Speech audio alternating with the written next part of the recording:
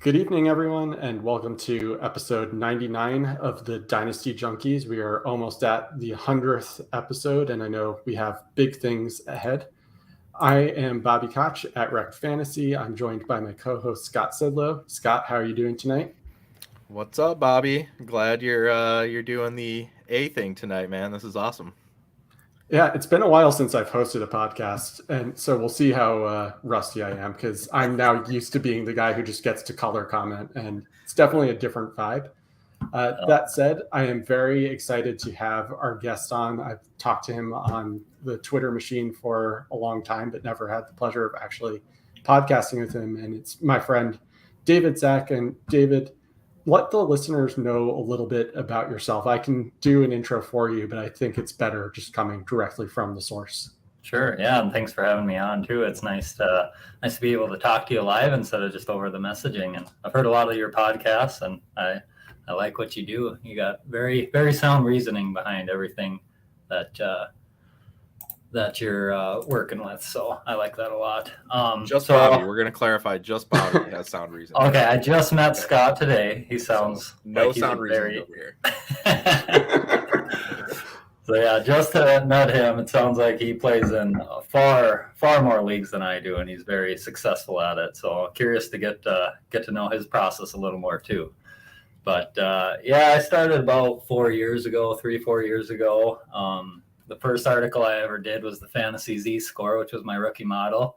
It did not do well that first year, but since then I've been creating new models, doing new things. So I focus on pretty much all areas, whether it's dynasty, redraft, DFS, weekly lineups, all that stuff. So I'm definitely a data head guy. I like my models. I trust them a lot, and that's kind of how I draft off of too. So it's worked well for me.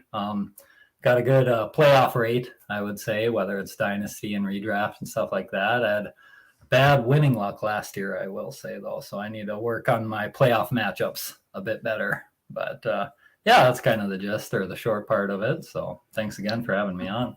Yeah, and I will say on David's behalf, he's being a little humble just because. So, when you come on a podcast, David, something you do is you hype up all of your achievements and also where you write and podcasts and things of that nature. So David is a writer with FantasyPros and Dynasty Nerds. But I think the thing that will really get people's attention is among all the Fantasy Pros rankers in 2020, David was the #1 accuracy ranker for wide receivers. So when David talks wide receivers in particular, you should probably be paying attention to him. And I say that also because, and I have this in our notes and just from talking to him, I know he's got the jersey somewhere. David is a fellow Wan'Dale Robinson fan. And so, #1 wide receiver accuracy, talking about one of my guys on the Giants. So I'm just saying there might be something there.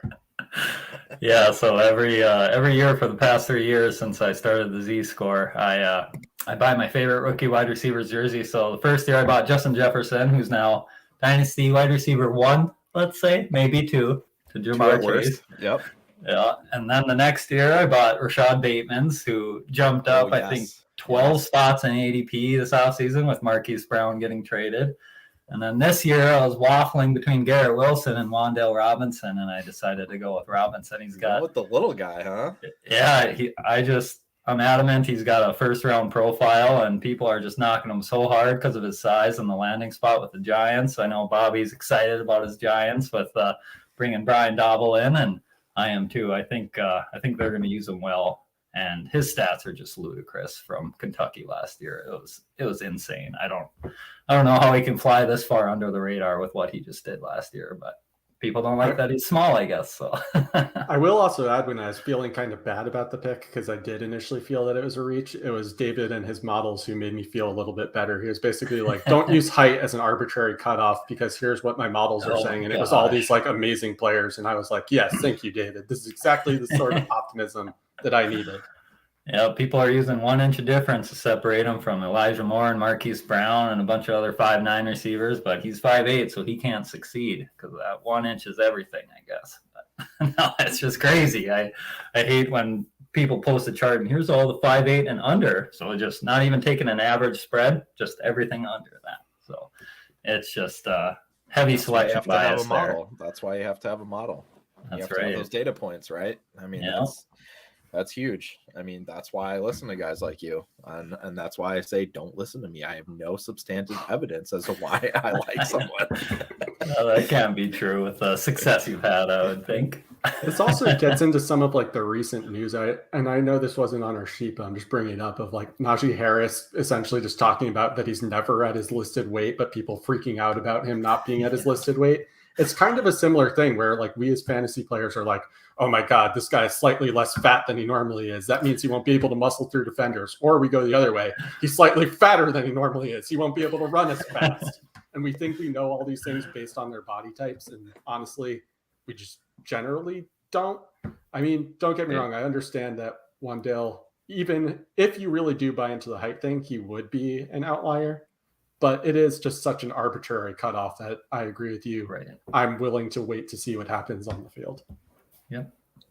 I will say that Tony was a guy that I completely avoided and had 0 shares. For me to have 0 shares is pretty much, I mean, that's really hard to do, honestly, with as many leagues I'm in. But I did not feel the same way about Wan'Dale. I wasn't like necessarily a big Wan'Dale guy, but sorry for the big small joke there. But I didn't hate him again because of guys like David that have these models that say, listen, he hits these certain benchmarks. I mean, we have to look for those outliers, and then it's all about cost. So, I mean, if you're saying we have to take him at 108, well, then I'm out because it's unlikely that he's going to hit. But if we're talking 208, or even later than that, then I'm definitely going to have a few shares. I think I ended up with 3 or 4. So not a ton, but it's about 10%, well, it's not. Across your league, Scott, where did 7%. you generally find that he went? Just because I know in talking with David, we were finding that he did seem to go in that like 208 or sometimes even later range. There are some people who are getting him in the 3rd round, but I'm curious what you were seeing. Yeah. 208 was, I think actually my ADP here, I had him at, 208. It was like 208.8. So you could say, or 288. So yeah, you could say 209 overall in my leagues. And the shares that I picked up were generally in the early 3rd. Because, again, once guys starts falling that far, a 3rd round pick isn't any more likely to hit than, it's like an 11% hit rate anyway. So you might as well take a guy that has, the draft capital that he has and everything else. So at that point, I'm definitely not avoiding him. And I would see that as a good value. I think the highest I took him was 211. So 211 to 302 is where I took him, but 209 overall. That feels like a great value to me. I will say in my leagues, when you got to the 208 range, it just felt like, what guys are you taking over him? That said, upside profiles are just completely different, it feels like. Yeah, absolutely. There were just some guys, and I won't get too much into it, that were taking above him in rookie drafts that I just thought he has way more upside. His floor even feels safer than those guys, so I didn't fully understand it. But I also don't necessarily want to turn this into the Wan'Dale Robinson podcast or just the Giants podcast. Would be fine by me. I like talking about it a lot. I will say, for the benefit of our audience, so David has essentially staked his career on Wan'Dale working out. I don't know if I'll go that far, but I would maybe go as far as to say he will gain at least some value in a year. I would go that far, but I don't know about staking the entire career. I could have sworn I saw a tweet from you that was basically like, I will delete my account if this doesn't work out. Oh my God. I spent like a month straight just tweeting out facts about Wan'Dale, his profile, and then bashing anybody that did the 5'8" and under trick and all that stuff. Showed a video of him at the press conference table where they shrunk him down to like Pee-wee size, which is really funny, but they're just overplaying it. And to what you said earlier, like whether it's weight or height or camp videos, if you're drafting all off season long, that's kind of where there's some good values to be had when people overreact like that. You do see ADPs shift a bit, and then you can just be waiting there because that doesn't change my projection at all and stuff like that. So it creates some good value windows during times like that, I think. You heard it here first. If it doesn't work out, David Zäch will be wearing a bag over his head that says, "I'm not a fantasy analyst anymore." He'll reimburse your buy-in. Yeah, exactly. So let's transition into some other questions, more about you as a player, David, because we want our audience to get to know you. So before the show, coincidentally, we were talking a little bit about redraft versus dynasty and what your preference is. Both Scott and I somewhat acknowledge we don't really play redraft much anymore. I'm actually starting a league for my workmates just because it's something easy for me to do to get brownie points with them. And so that will be my only redraft. That said, do you prefer redraft or dynasty, David? And why do you prefer one format over the other? So I feel like it's sacrilegious to go on a show called Dynasty Junkies and answer with redraft, but that's where my mind is. Sorry, we want you to be honest. That's what I started with, and I do think it builds a really good foundation for Dynasty, because everything I use in Dynasty is built off of my redraft models for the most part. Like I got my rookie profiles and such, but it really helps for like win now windows and tanking windows, knowing a guy's career arc, stuff like that, because age factors into all my redraft models as well, which is a much bigger factor in Dynasty, right? So that's the part I like a lot, and I like the being able to change up my roster a lot. So I'm not in as many leagues as Scott there. So I like to have the higher turnover of players. So if I change my mind on someone, I can easily get them in a redraft league the next year, right? Whereas in Dynasty, you got to pay quite a big premium, because whenever someone's on someone's roster in Dynasty, they take, I don't know, his value and increase it by like 50%, 20%. I don't know. It's a big number. So in order to trade for them, you got to pay up a lot more than just the regular ADP cost. So that part gets tough for me in leagues that don't trade as much, and that gets kind of stagnant for me, but I know you got to work at it. And I am one of the most active traders in most of my dynasty leagues, for better or for worse. People get insulted by my offers and stuff like that, but it happens. So I try not to get offended by anything, but it is more work and more of a good feeling when you are able to pull off a good trade, though. And the guys you bet on hit is a lot more rewarding in dynasty, I would say. So like, I was in my Justin Jefferson, Rashad Bateman, Wan'Dale Robinson, who's a guaranteed hit, of course. They just feel much better when they hit, because you got a lot staked into a guy. You drafted him in lots of spots. You watch his career grow. It's like watching your own little child grow out there. So, yeah, I totally hear you. That's one of my favorite parts of Dynasty. We've talked about this before, that in my first ever Dynasty startup draft, I took Brandon Cooks as a rookie, and he just continually smashed for me. So then I was like, Brandon Cooks is my boy. I will pay you whatever it takes to get him on my roster if he's not on my roster. If you're in a league and I don't have him and you're listening, that's not actually true anymore. I've become a bit more reasonable.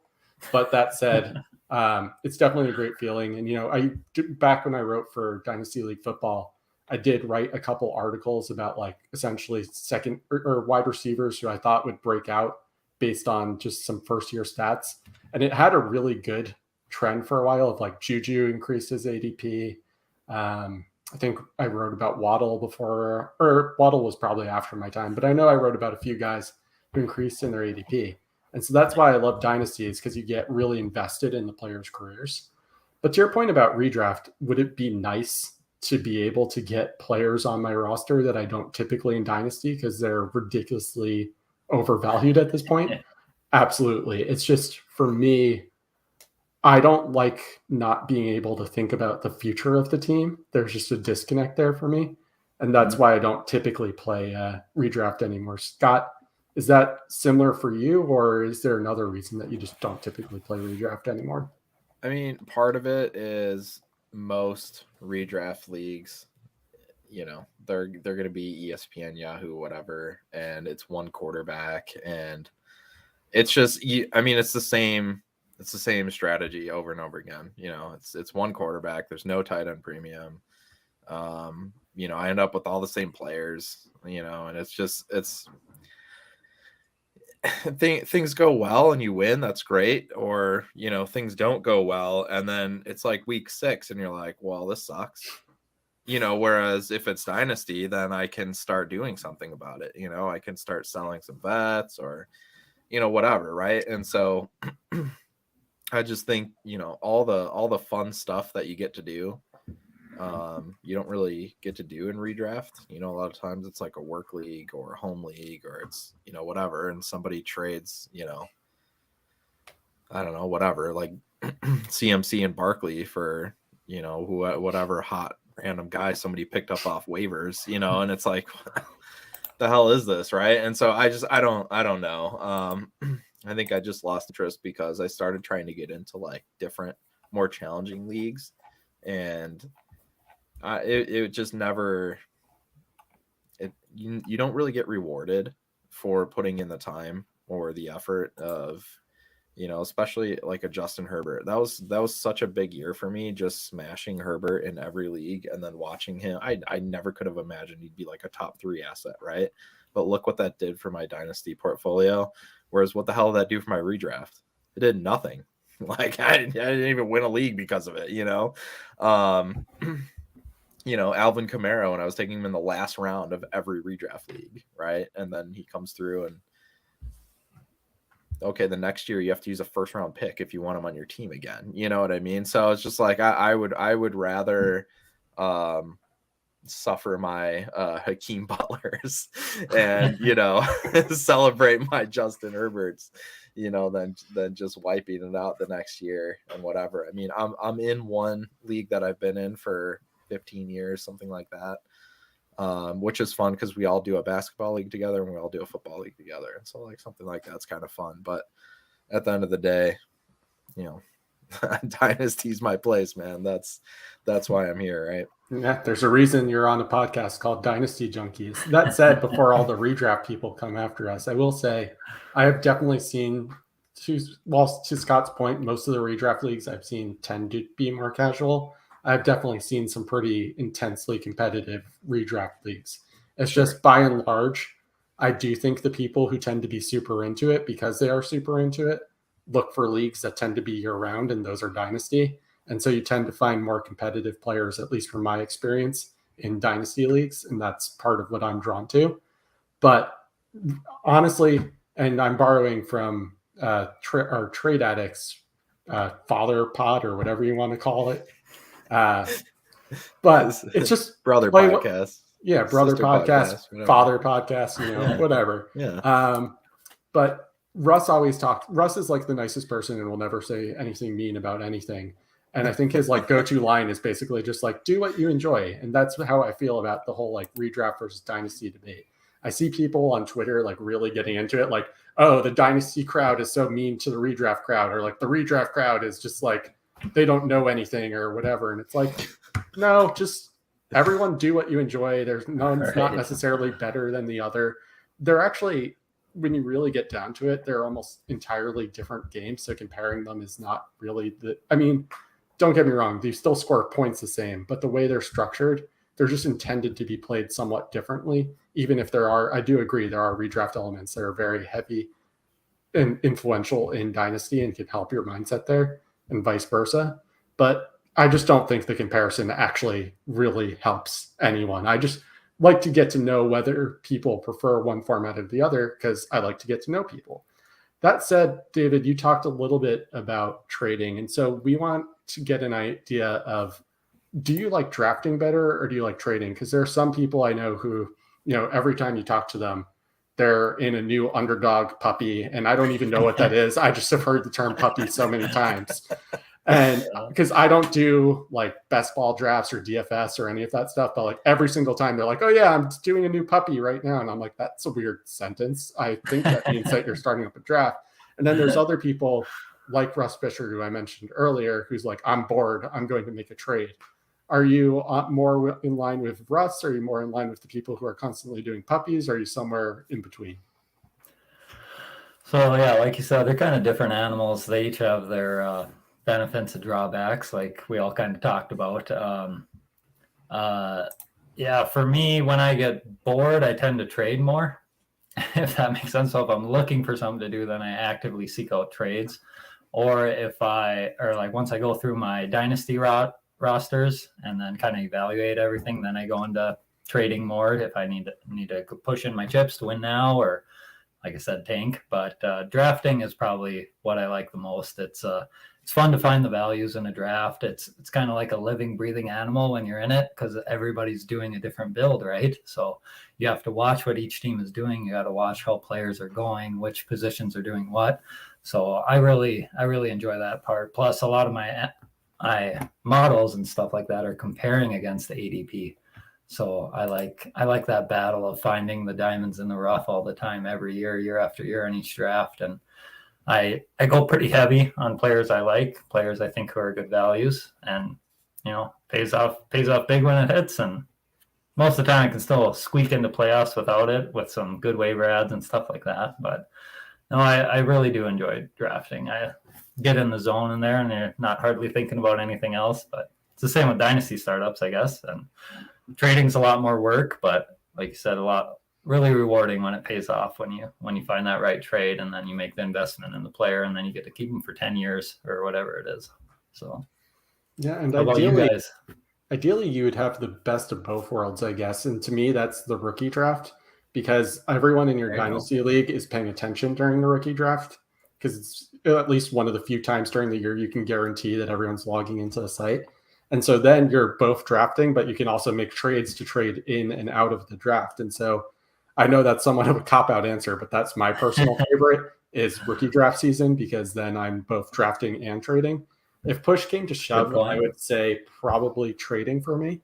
I'm just more confident in my ability to trade well than to draft well. And since I like the things that I think I do well, as I think most normal humans do, I tend to lean towards trading. Although I do think the longer I've been in my dynasty career, if you want to call it, I've actually think I've gotten worse at trading, if that's possible, because normally you'd think you'd get better with experience, but I think somehow I've gotten worse over time.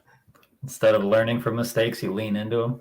What you're saying? Yeah, it's also just like, I don't necessarily, I will fully acknowledge that when I first started out, I was so excited that I would trade all the time, and sometimes would, luck into some really good trades essentially. And now that I've been doing it for a number of years, I'm not really forcing myself as much to think creatively about how to make trades. And so I think sometimes I get stuck in these ruts. I will say I go on heaters sometimes where I'll make like 5 or 6 trades in a row in the same league. But then there are other times where I might go like, I don't know, 6 or 7 or even 8 months without making a single trade, because my brain's just stuck on like, what do I even do with this team? Right. Thankfully, I mean, I'm leading into this later, but we do host a podcast where we have a Find Me a Trade segment. So maybe I need to start submitting some of my teams to our own podcast and help myself find some trades. How about you, Scott? I mean, that's definitely, sometimes it gets stale when you look at it. You need a different set of eyes, right? You just need to get somebody else to look at it and go, yeah, you're an idiot. You could easily make this deal, or you should definitely move this guy, right? You don't think about it because you've looked at your own roster 4,000 times.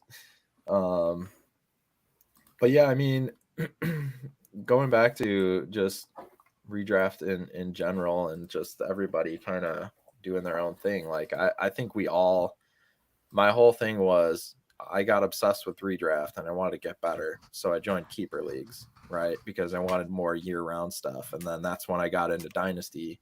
So keeper made me better at redraft, and then dynasty made me better at keeper. And then now I got into Devy because that's getting my rookie values more in line and figuring out where I want to go with that. So I think it's just, if you become obsessed like I am, I mean, I have an addictive personality, so like, thank God that this is my addiction instead of something else.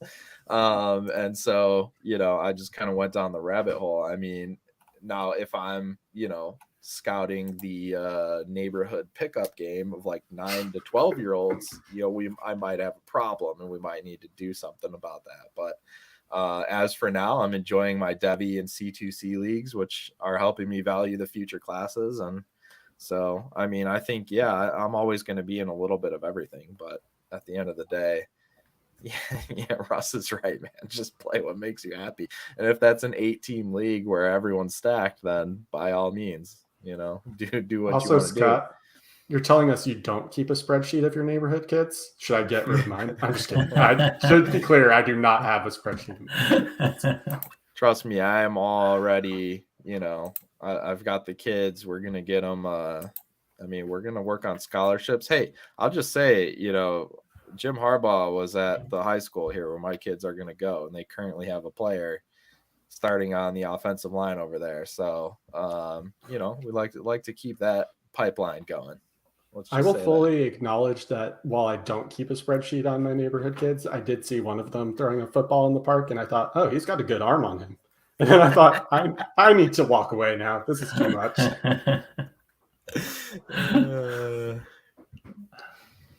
David, I'm assuming that you haven't done that yet, or done that with your own kids. No, I tried scouting once, and it was Hakeem Butler that you mentioned earlier. That was just the greatest thing ever. Man, he got a lot of people, man. Grabs cornerbacks, tosses them away, one-handed grabs. Hands were bigger than television screens out there. Goodness sakes, he looked awesome. But no, he got me, and I never scouted film after that. If it makes you feel any better, I used to think that I knew what I was talking about when it came to college quarterbacks. And then I put my stamp on Josh Rosen. So we've all been there. Yep. Yeah, I trust my guys like Lance Zerling and Jared Wackerly and Dynasty Price and them guys. And that's right. They do good. They do good. When they go to the senior bowl, Galileo, he's got really good breakdowns. Yeah, I definitely am not a film person, and I'm also not an analytics person, to be honest. It's why I just make friends with people so I can steal what they're smart at and then hopefully combine it into something that makes sense for me. Absolutely. Well, so David, I know that you took on a project this year that I've taken on in the past, and I told you I would never take on again because it was absolute hell. So kudos to you for taking it on. But as we understand it, you've just finished up your 32-team projections. Yeah.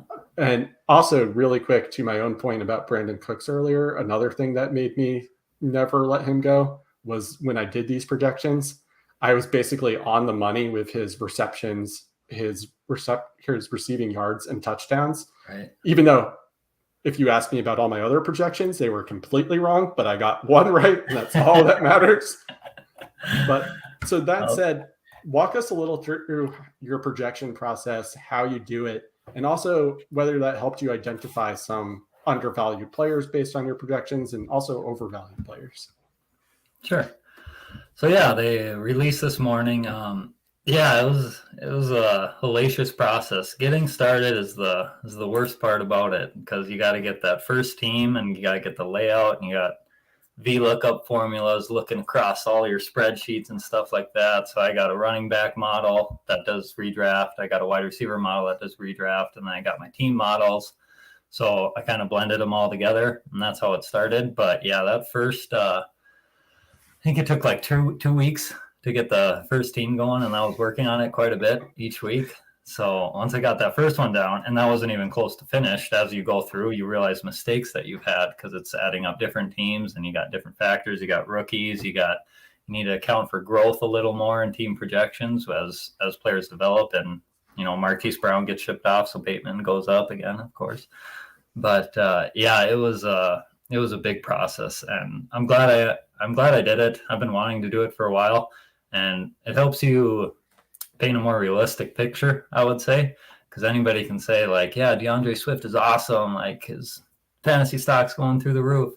But when you paint a full picture, I mean, he still looks really good, right? But there's only so many points and so many touches to go around in a backfield. So Vegas helps a lot. I use offensive line projections for them. I was going to ask if you used Vegas. Okay. Yep, that's probably 1/5, 1/6 of it for the team projections. I use their win total to help account for yards and points scored per game.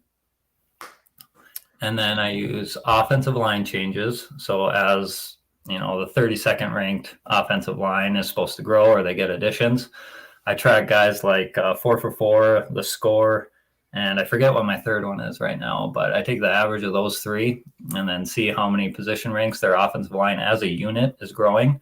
And that's been pretty predictive in points per game as well. So that's part of it.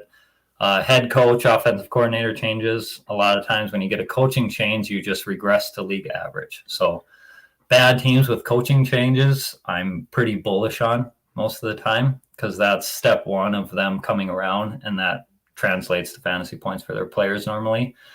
And then one thing that Lord Reeves turned me on to was yards per touchdown efficiency of a team, not just a player. So I use that as well. So if a team, scored only, let's say 20 some touchdowns in a year, that's crazy low, and had oodles of yards, averaging 250 plus yards a game, then they should have scored a lot more touchdowns. So right. Gotcha. So you use that to kind of back predict how many they should have scored and how that'll translate into this next year. And then, of course, big player shifts like adding Deshaun Watson to the Browns, if he even plays, is going to change their entire philosophy as a team. Even with Nick Chubb and Kareem Hunt there, like they're going to pass a lot more. They got Amari Cooper as well. They're drafting David Bell. Like they're going to become a lot pass heavier. So you have to take away from guys like Chubb and Hunt and stuff like that. So I have two specific questions that one I had in mind and the other one I kind of just thought of here, but they kind of tie in together. So sure. Let's say you take you say major changes and you also say or player changes and also coaching changes. So a team like Las Vegas, right? They have a new coach now and they have new players. So are you essentially assigning values to each of those things and they'll all kind of conglomerate together? Or are you kind of looking at that as a whole and going, we might have a little bit of McDaniels, so maybe it's not the best example, but sometimes like, Chicago, for example, we have no idea what that guy's going to do. So like, what do you use as like a baseline to say like, what's the pass run ratio? How many plays, how fast do we think they're going to be? So I know that's kind of two separate questions there, but No, that makes sense. And that's obviously very valid concerns, right? Because we're trying to predict the future and see which players are going to be worth it, right? So on a team like Chicago, it's actually kind of easier because they were so bad that a head coach change should regress them, at least somewhere in between, teams 22 to 28, somewhere in there, most likely, if they made other improvements. I still have them pretty low. Yeah. Just looking at my team stats here, it looks like they're in the bottom four yet, even with that. But they didn't improve their offensive line. They didn't add any wide receivers. Like they added just enough to lose their compensatory pick they would have gotten from Allen Robinson. So great job, Ryan man, it's just real poor managing on a team like that. So gotta love drafting your franchise quarterback and not giving him weapons. Oh my goodness, it is infuriating. When you envy Zach Wilson, that's when you just. So I mean, even Trevor Lawrence, like we joke about Christian Kirk, but he's still got a Christian Kirk. Oh, I'd be thrilled with Christian Kirk. Right. God. He's not bad at all, I would say. Like he's not great, but that helps your team. He's going to help your quarterback. Yeah, exactly. Maybe fantasy wise, it doesn't do a ton, but I mean, my God, you need somebody to throw to. The other thing I did want to add just very quickly is these are far more advanced than my projections, which were all basically just based on historical comparisons of what the coaching tendency was, and then adding or subtracting targets based on what I thought would happen the following year, and then essentially just multiplying it out. So this is already way more advanced than anything I did. And what I did was already very time consuming and painful. So I can only imagine what you went through. No, sometimes that's better. Sometimes people just have a really good feel for what they see coaches do. So like that's something that I don't personally watch terribly closely. I use stats to find it out, right? Whereas you're watching what coaches do and using your knowledge of that to kind of adjust. So some people are pretty successful with that. And the way I know you think, you're probably decent at it, at least I'd say. So my projections would have said otherwise, but I appreciate that. I will say to your point, what it did teach me, instead of that I needed to be more, ultimately it did teach me that I needed to be more realistic, but only in that like all of my projections basically had every team increasing in the number of times they passed. And I was like, this is only because I'm coming at it probably from a fantasy perspective, and this is what I want. So naturally, everyone is going to pass more this year because that helps my fantasy players. And then eventually I went, you know what? These can't be possibly right, because every team we know just based on data that every team does not necessarily pass more year to year. Yeah. No, that's funny because I made a Marvel connection that I was hoping to get in with you in this one, and it's about the Go for it. reality stone.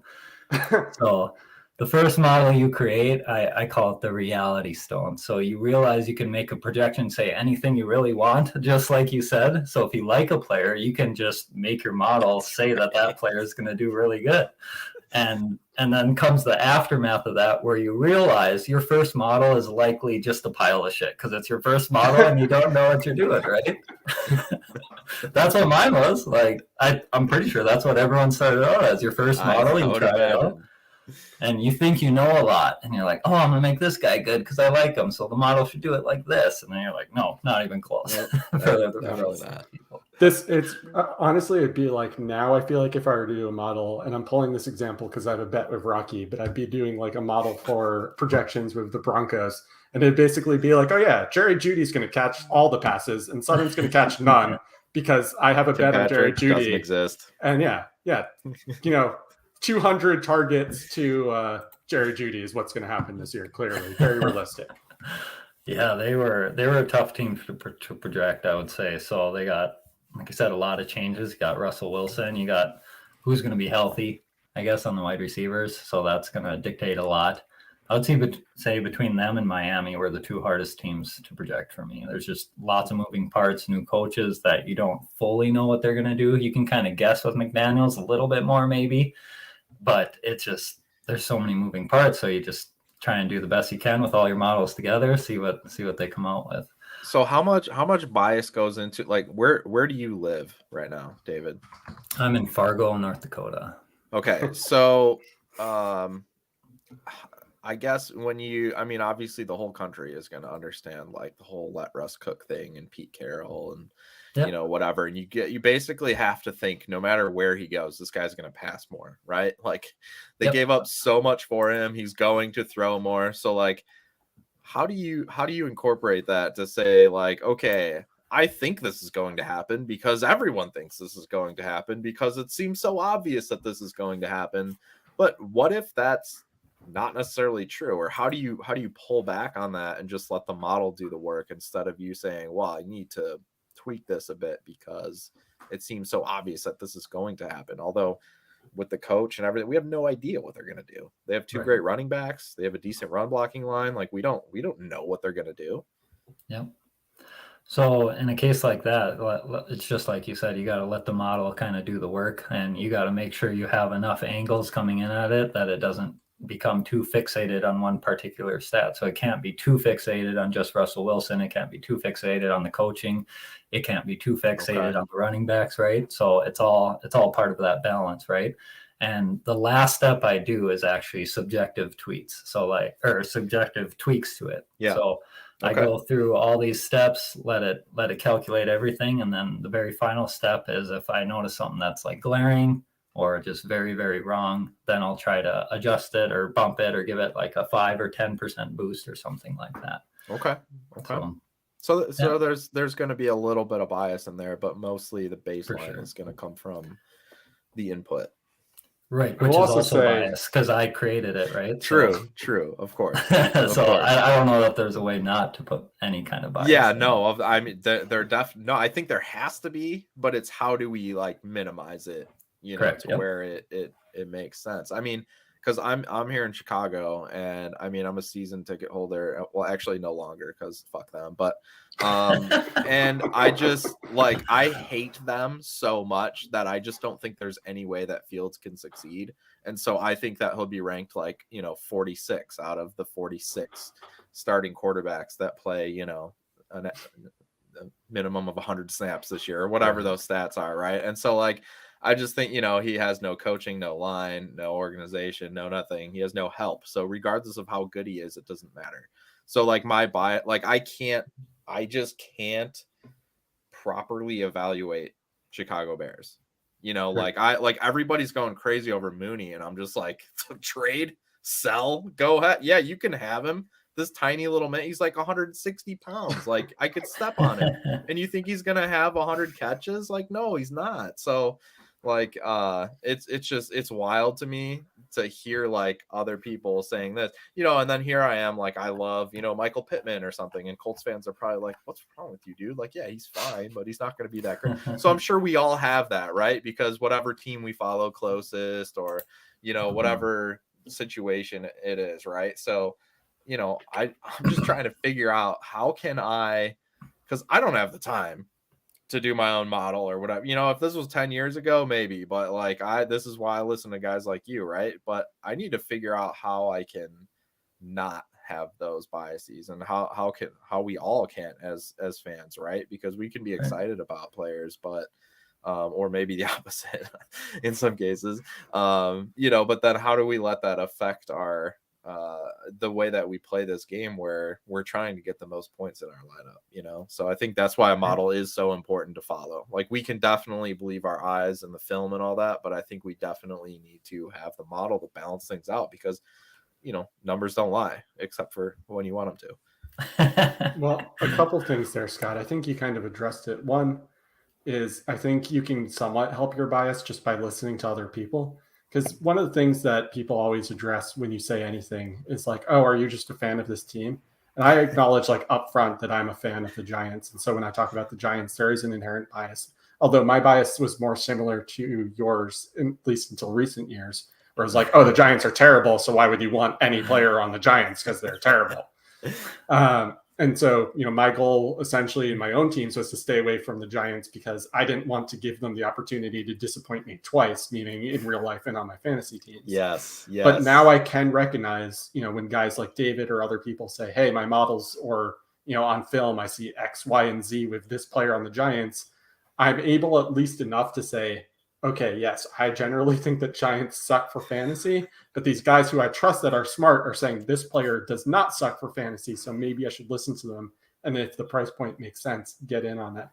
The other thing is, I just feel the need to defend Darnell Mooney, because I happen to really like Darnell Mooney. I like him too. It's just people are just way overvaluing him. I will also say, to David's point about Marvel stuff, so I have a fantasy league that's based on superheroes. It's called Justice League of Superflexers. Awesome. It's the one that I run for charity. And our friend Joe, Trader Joe on Twitter, helped me by making an avatar and also figuring it out, because I had Darnell Mooney on my team, and he was like, Bobby, why is your team name not Mooney Knight? And I was like, oh my God, you are absolutely right. So that's a good one. Yeah. So I've been a Darnell Mooney fan for a while. I just think he just fits this mold of player that I typically like, which is, like, honestly, that unsexy player that everyone else seems to hate, but that puts. And he was that, right? And so for those of us that acquired a lot of those shares, we're extremely happy. But now it's gotten to a point where people are talking about him like, in the same light as Rashad Bateman. Well, there's no other receivers there, so he's just going to do it. Rashad Bateman is infinitely more talented than Darnell Mooney. So it's like not even there's no scale for it. It's like Bateman's here and Mooney's fine. He's a very good player. He's well liked here in Chicagoland, definitely in the locker room. His teammates love him. He's a great kid. He's a hard worker. Like, as a fan, I'm stoked that he's on my team. But in the fantasy world, like, it's absolutely wild. It's bananas how much value this kid has. I've been selling him like crazy because of, what I've been able to get. It's just, it doesn't make any sense, because, again, I mean, we can talk about, being small and all that. That's fine. I joke mostly. But just the whole system in general, like, can the guy have a good year? Yeah, he had a good year last year. And could he do that again? Sure. But is he going to be a wide receiver 1? It's just not going to happen. So, David, I'm going to put you on the spot here. What does your model say Darnell Mooney is going to do this year?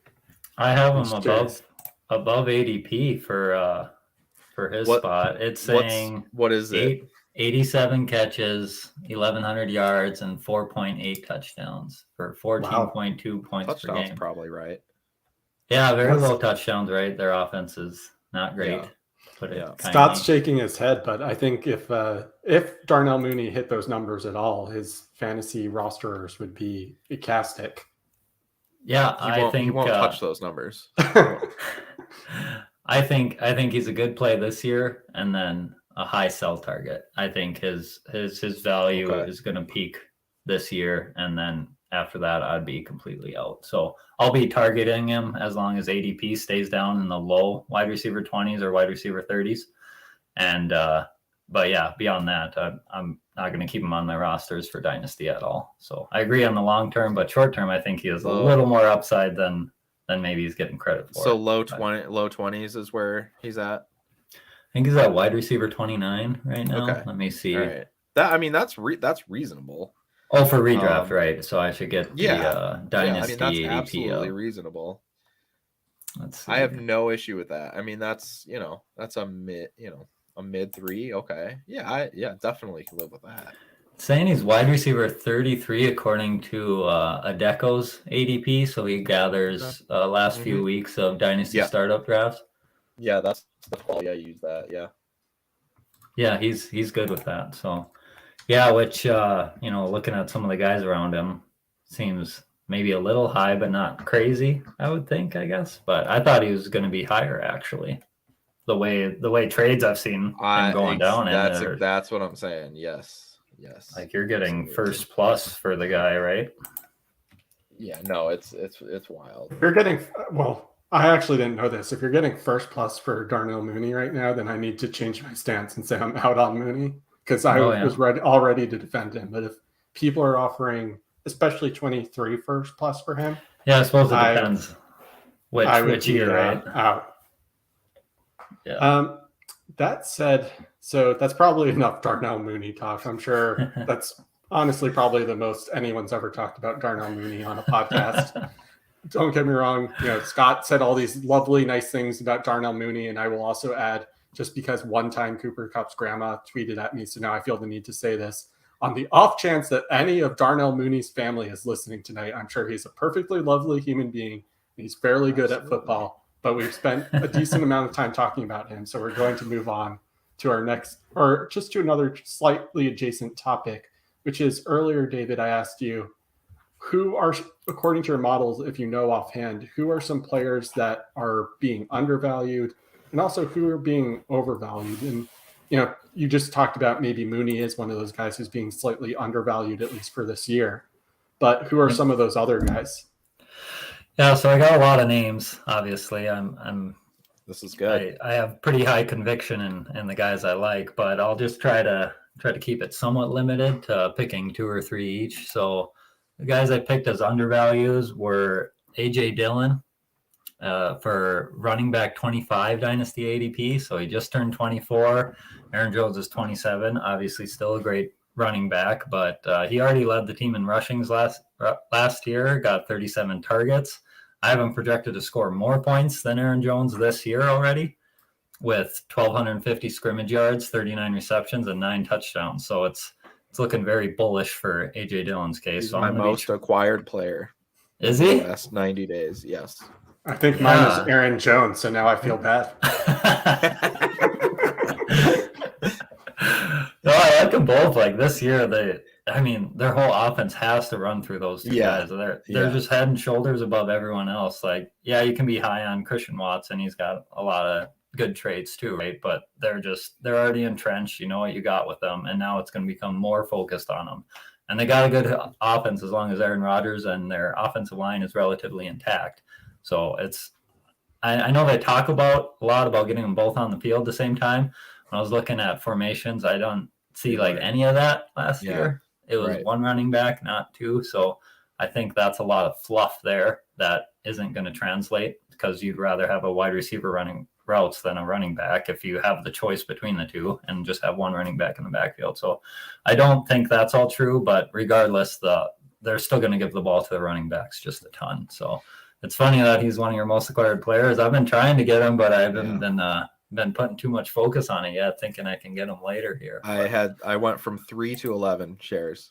Yeah, he's looking amazing. So what have you generally given up for him, Scott? If you have to try to generalize so a couple were startups, a couple were dispersals. So when I say acquired, just means my shares went from 3 to 11. So several were trades though.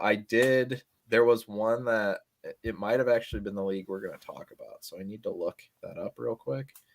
There was a variation of like Nick Chubb and some picks for basically Dillon and some picks, and a team that I'm not going to be competing this year. And so as much as I love Nick Chubb, it's doesn't matter. He'll be too old by the time my team can do anything. So that is just hilarious because that's one of off my the top two of my head, cells. So yeah, look at that. Yeah. Yeah, it's almost like Scott got early access to your projections, even though you Yeah, guys what's just going met on today. here? Yes. Did I mention that? No, actually, my co-host from Dynasty Roast, he is up there in the Dakotas, and I won't say which one because now it might get a little bit too eerie. So but he is a computer analyst. So no, I'm just kidding. I'm just messing with him. Totally messing. No, he really is. Like, wait a minute. He really is from South Dakota, but no, he doesn't. He's not a hacker or anything. He doesn't have your model, I promise. No, I don't keep too title at all. Pretty much all my stuff's free. So just so everyone is aware, you can find the model posted on David's Twitter timeline, and it is, to his point, free on a Google Doc. So he's doing great work that he could probably put behind a paywall, and maybe we'll advise him on how to do that in the future, and we'll be the bad guys. But I like to see people get paid for their work. So David, you definitely in the future need to, or at least, just have like a donation if this helped you in any way, kind of butt in or something like that. Yeah, I've thought about that, but right now just trying to grow. I like the interaction I get when I put it behind a paywall. You just cut your audience to like 5 or 10%, right? So that's true. That's also definitely accurate. Yeah, so I like the interaction. I like growing. I like proving myself, like with the rankings and the Fantasy Pros competition. So I like putting myself out there against others and seeing what I can do, because it's very competition driven for me. I like all fantasy leagues, you want to win, right? So I want to be one of the best rankers. So that's why I like having myself out there. So it's easily to compare. You can trace back to it and stuff like that. So I was about to say, someone who's competitive in the fantasy football space. No, never. None of us are competitive whatsoever. Nope. Yeah, so some people too much to say. So. That's true. Talking about, I'm trying to find a transition there. Talking about competitive players, let's talk about another one that's on or undervalued, just according to your model. And I can see the name, so I see a sneak peek, and I'm very curious to hear what you have to say here. Yeah, so my next one would be Marquis Brown, who just came off that 146 target season with the Ravens. So I'm liking him a lot. He's still only 25.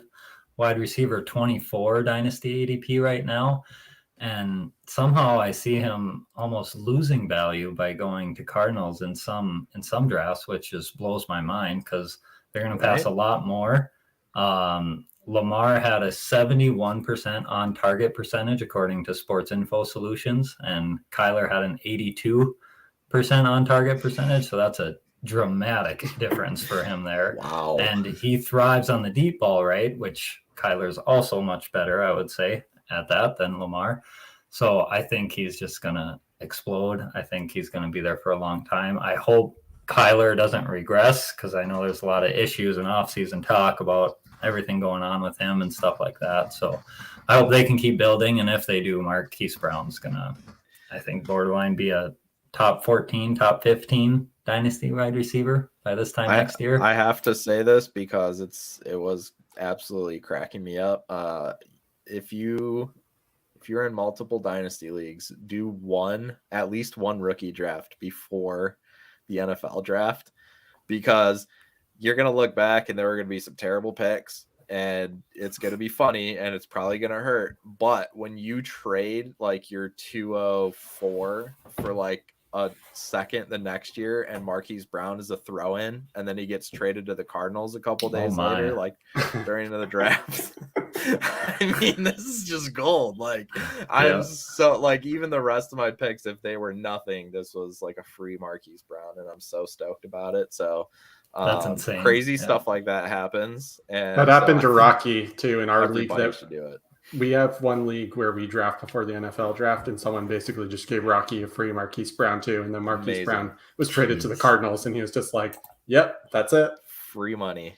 Love My it. goodness. Love Yeah. it. And the talent void now that he's at the Cardinals, it's bigger between him and Ertz, and I guess maybe not Hopkins when he comes back, but the rest of the team than it was between him and Andrews and Bateman. Like Andrews and Bateman are very good players. Right. And now there's even a bigger talent gap. So it could concentrate targets even more than what I have projected for, which is insane to even think about, because then he's just going to explode like crazy in my mind. And didn't they play together in college, Kyler and Marquis? Oh, that's right. Yeah. For a year, right? At least 1 year. Yeah. Yep. The college narrative too. So and that's been working. The old shower buddy knowledge. Yeah. You know why you might find that people are slightly down on him is at least historically, we've seen a trend, right, of wide receivers when they're traded to a new team don't produce in that first year.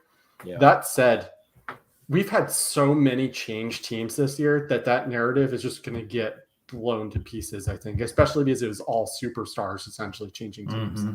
And also, I know I've talked a lot about him this year, or not this year, this podcast, but this one exception to this changing teams rule apparently was Brandon Cooks. Brandon Cooks could change teams and still put up an 1,000-yard season, and it would not matter. He's a mercenary, like just team to team to team. It is impressive what he's done. Yeah, even changing teams quarterbacks all the time. People would be like, "Oh, he changed teams this year. This is going to be the year he doesn't do it. He did it. Oh, he doesn't have a Hall of Fame quarterback anymore. Still does it." Brandon Cooks just produces. He's a good wide receiver, and I am so glad, because for years I was arguing with people on Twitter about him and him being a very good to elite player. And it seems like now it's gone the other way, where people who think that he's not essentially get shouted down. And I'm just like, yes, people finally understand what I've been saying for years.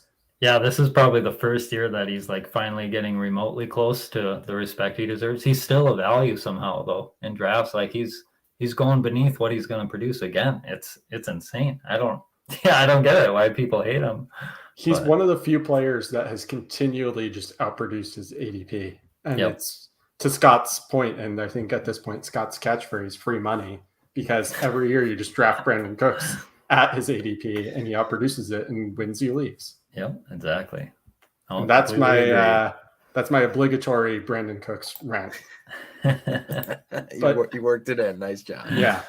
You mentioned that you had at least one more player, because I know there's a bunch here, and honestly, the information that you put here is well worth tweeting out after the show, just to talk about all the players that we don't get a chance to talk about. But if you had to pick one more who's undervalued, David, who would that be? I'd only fully plan to dive in on the two, and it's too easy to say Rashad Bateman and Wan'Dale Robinson, because you know how I feel about them. But it's probably going to be between Trey Lance and Clyde Edwards-Hilaire. So you guys pick which one you think's the better value. So I'd be curious to hear about Clyde, because I am not a Clyde guy. And so I do like Trey Lance, so I'm still in on him. So I think pretty much whatever you tell me isn't going to change that. But Clyde, I'm curious to maybe learn something here and see why maybe I shouldn't be giving up on him. Yeah, I agree with Scott. I'm still very much in on Trey Lance, but Clyde I'm on the fence about. So I'd love to hear your thoughts and what your projections are saying about him. Right, many are. So I think there's a narrative surrounding him that he sucks, right? A lot of people thinking that he's just not an NFL quality running back, right? It or something like that. Yep. Yeah, right. So, I mean, when you look at the per game stats, though, he actually was extremely serviceable before the injuries, and now that they lost Darrell Williams, sound like a good thing. So a long time ago, I went on the Open Bar podcast and I talked about like the ratings of quarterbacks, and it was like basically like elite, great, good, okay, serviceable, and they really latched onto that serviceable tier. That's what I mean. I was like, where does that fit in on the scale? All right, maybe that's not the right baseline or above average. So, and then there's this the study I do called significant vacated touches, when a player who has had over 100 touches on a team returns to that team while losing another running back on that team that had 100 touches before. Granted, injuries play a part of that, so you can do it by per game if you want, because then it sounds a lot better, right? Where it's like, well, he's vacating touches to himself. It's like, no, even in the games they played together, they were relying on Darryl quite a bit. So they brought in Ronald Jones, right? But Clyde knows the system. Yeah, Ronald Jones took a hard dive this year with Leonard Fournette and Gio and pretty much anyone playing over him. But that was sad to see. It's also just because, to Scott's point, Ronald Jones sucks. I actually dropped him. I dropped him his rookie year. Just dropped him. Didn't even trade him. I just dropped him. I watched him and I was just like, yeah, no, I'm just dropping him. I would rather he rot on someone else's bench than I use my roster spot. That was the year I picked up Corey Clement of all people, and he ran me to a championship along with Jalen Samuels. So you never know, but out of all my years and all my leagues, he is the only one player I've ever dropped straight up as a rookie who was drafted, not after like the third round of a rookie draft. So I think he sucks, but I have never gone that extreme with him. Yeah, well, I'm glad I was right on this one, and I'll probably never do that again. Seems a bit extreme, but yes, it was. I've grown, I've matured since those days, but anyway, David. All right. Yeah, sorry. Go ahead, David. Yes. We just had to go on a brief Ronald Jones sucks rant. So, and this one in particular is one that got highlighted both by my independent running back redraft model, due to players' kind of career projections and how they go, their receiving work, stuff like that, efficiency, and the combination of the team projections. So losing Tyreek Hill obviously matters. Losing Darrell Williams matters as much as people think he's just a guy. He was very meaningful to that offense, right? Yeah, he was used, right. So the volume has to go somewhere. Like I said before, it kind of helps paint a more realistic picture. So unless you think Ronald Jones is that guy, which I don't think any of us do really, Clyde's going to take a commanding share of that backfield, in my opinion. And I looked at a couple other projections. People are all over the place, but I noticed Mike Clay at ESPN had him pretty high too. Yeah, so that felt good, seeing confirmation and kind of the models I was building. So I think that's a little bit of reassurance. If you guys don't believe me, maybe believe Mike Clay. But I do think he's a good value. I'll be probably over 50% exposure on him in redraft, considering I have just a massive gap between his ADP and his expected output. Okay. So it might actually also help his case that Tyreek Hill is gone, because he's one of the pieces of the offense that's actually returning, and the other wide receivers are rookies, so they may actually look to run the ball more, and that could help. Somebody who knows the offense too. Yeah, exactly. So that's why I said I'm very much on the fence about him and wanted to hear your thoughts. And it is fair enough. And I know he doesn't have speed. Like, you watch him, like, he doesn't have that crazy breakaway speed. But Jim Moyer does some film breakdowns, and he's really high on him. Yes. He likes Clyde a lot, and he knows his film. So I'm hoping he's right as well as the models. So it's nice when you have kind of two different viewpoints saying the same thing. So yeah, we'll see. That's a great point. I mean, that definitely moves the needle for me. I mean, I always try to keep an open mind on these guys. So much changes year to year, and yeah, I mean, that's where the data really comes in, and it can help you, because now I might, instead of just fire sailing a guy because I don't like him, maybe I'll hold on and see what happens, So yeah, that definitely makes a big difference. Scott tries to keep an open mind on everyone except Ronald Jones, apparently. Ronald Jones is the exception. Ronald Jones is dead to me. He's a very divisive guy out there. So, David, those are guys that your model says are undervalued and that you're also high on as a result. And we all like to talk positively, although I guess Scott and I also like to talk negatively, particularly if you're Ronald Jones.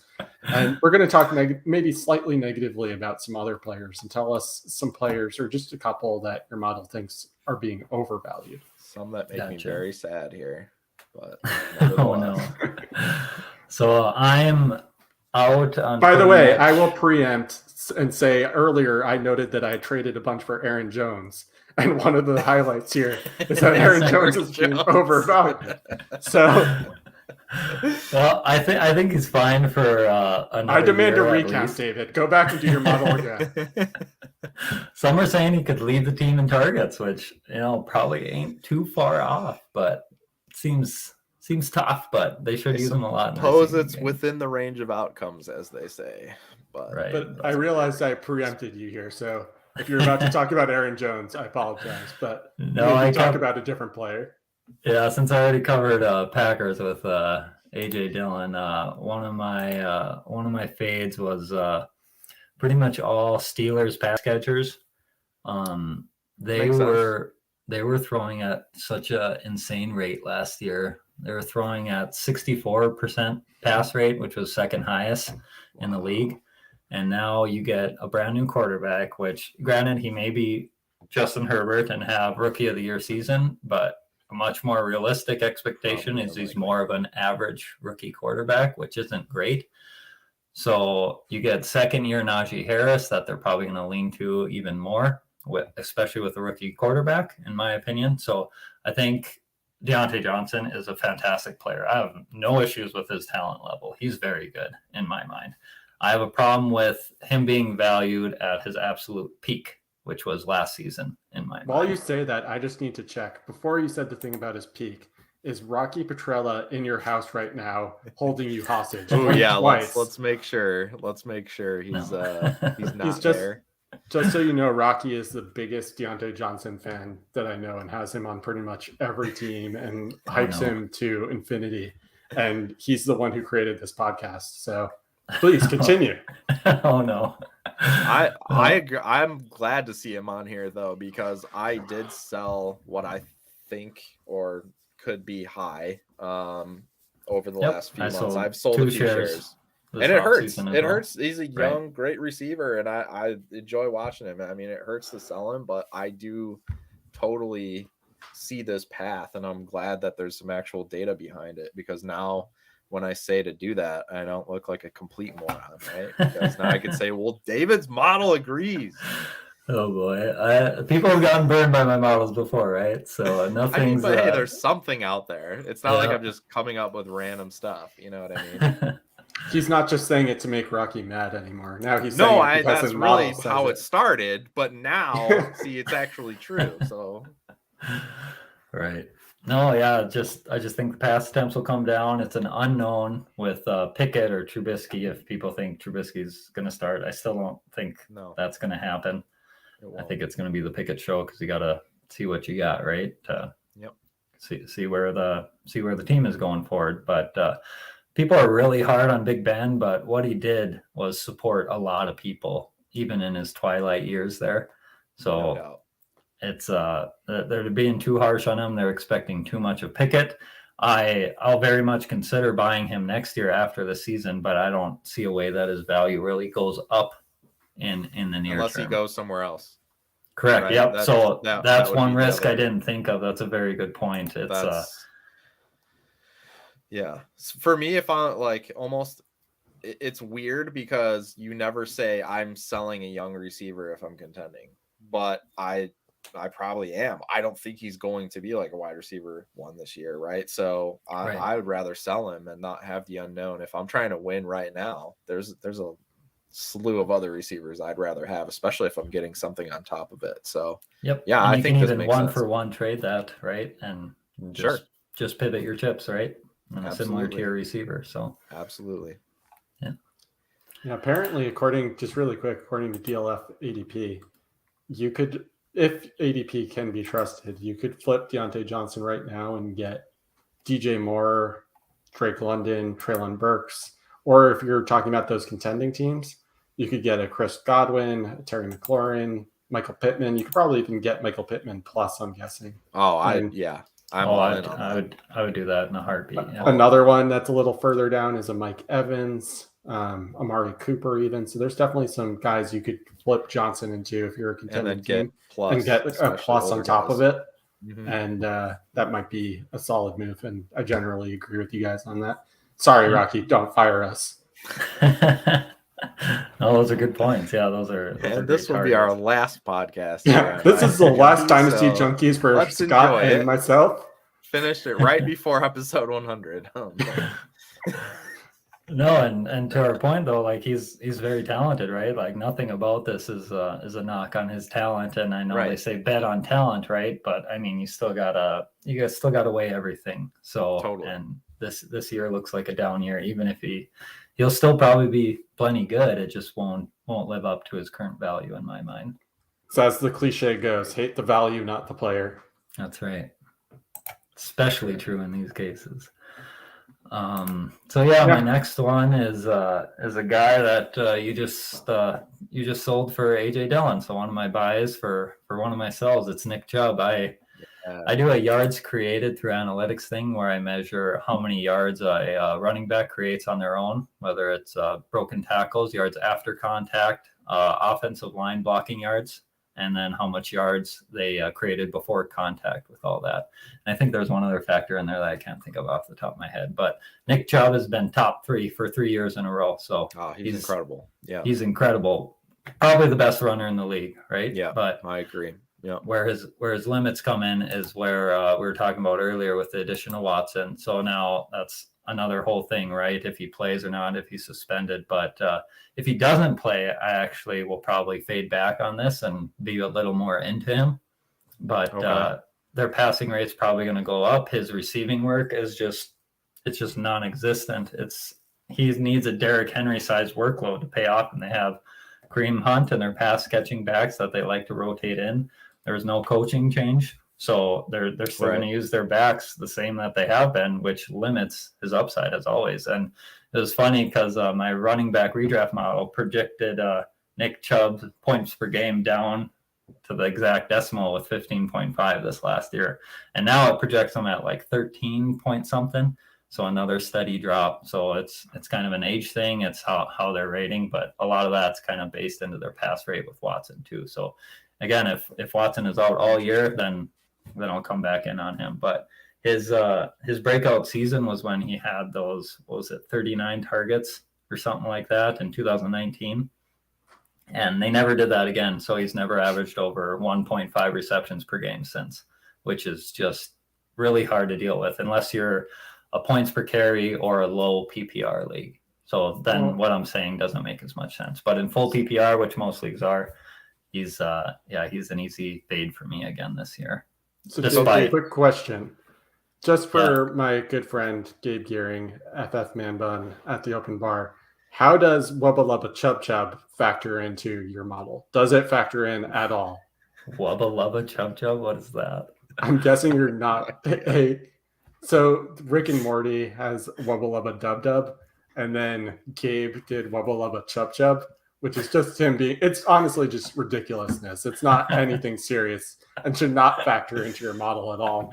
But I have to ask. I actually think it should now. I mean, I think there should be a whole separate category at this point. But so the narrative that like, okay, if Watson plays and the offense is better and there's more touchdown potential, that's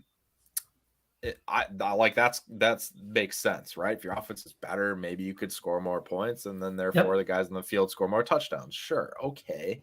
How much does that factor in, like in your model? If you were to say, all right, Watson he's playing all 17 games, so their touchdowns go up by, 8 or something for the season, and then you give 2 of those to Chubb or something. I mean, because touchdown rate is just, touchdowns are the least predictive thing, right? We have no idea. A guy year to year, like DJ Moore, he's had like 4 touchdowns in 9 seasons, and he should have like 136. So like we understand like this, it's impossible to predict, and Nick Chubb could very well have 15 touchdowns this season. Like nobody would be shocked by that. But at the same time, it's unlikely that will happen. So is that affected as much in your model with the quarterback play? Yeah, I'm very glad you brought it up, because that's a point of emphasis in my model. So it takes the Vegas line, which for Cleveland kind of comes and goes daily now, right? Depending on which book you look at. They take it off when another suspension is looming for Watson. But that's all factored in. So as the win projected total goes up, their overall team yardage and points goes up, and that's affected into each player's touchdown rates. And that's also balanced with their individual rates from their careers. Incredible. and then I also balance it against the touchdown rate of the league average. So it's those three things: the team, the player, and then league average. And that's how I affect touchdown rate. People often over account in my mind for good teams and under account it for bad teams. So if you look at the top 4 dynasty running backs are on theoretically bad teams now with teams that missed playoffs all last year, right? So they're all could be called bad teams, but they're still awesome. So if you're not fading those players, why are you overemphasizing a good team for a player like Chubb? So this also kind of sounds like an anti-Javonte Williams comment. And I'm just saying that because I think a lot of the argument for Javonte Williams still being good, especially after they re-signed Gordon, was, well, Russell Wilson is there, so they're going to score more touchdowns naturally, and that's just better for him. And it kind of sounds like you're saying that's not quite the case. It can be, and it can be helpful. But also the other thing I do want to reiterate is just listen to the fact that David's model is essentially updating in real time based on what Vegas is doing. And it's out there for free, people, on his Twitter timeline. Well, that's insane because most models are not updating essentially in real time. Or free. Or free. Yeah, I mean, I still have to put in inputs every now and then, but so it's been a fun project, and I hope the work pays off. But I guess we'll see this season. But for Javonte in particular, I like him actually a lot this year. But it ends up putting him right out of Brown ADP for redraft anyway. For Dynasty, I get it. I think he's probably a little overvalued yet. But so last year I had over 50% exposure to Melvin Gordon because I knew he wasn't going away. He was the guy that was coming in. He was the veteran. Rookies have a little bit of a learning curve as much as people get excited about him their rookie year. I get very excited about them their second and third years because there's a growth. Like as you get touches in your second year, it typically goes up a lot. And years 2 and 3, especially if you did well in that rookie year. So Javonte's redraft model looks pretty promising. So I see that gap. You know, last year everyone's using the level last year where Melvin Gordon was actually just slightly better, right, than Javonte. Whereas now I think I have a 7-point gap between them per game, which is pretty massive. Yeah, but. Small decrease for Gordon, and then the increase for Javonte with experience. So that's right, exactly. And then the age of Gordon declining as well. So 15.4 points per game for Javonte and 8.8 I got for Melvin. Wow, that is huge. Interesting. Well, which I didn't have last year, right? I was very big on Gordon. I was telling people to draft Gordon. He was one of my highlighted sleepers and stuff like that. So it's funny how it changes that everyone comes either a little late or a little early in my mind. Whereas if you're just like patient and you understand career arcs and stuff like that, that it just makes more sense that now's probably the time to maybe be a little more bullish on Javonte, even though his running back dynasty ADP is he at like running back 4 already? Yeah, I've talked about this a bit. Yeah, running back 3. Yeah, it's running back 5 currently, according to DLF Made. Okay.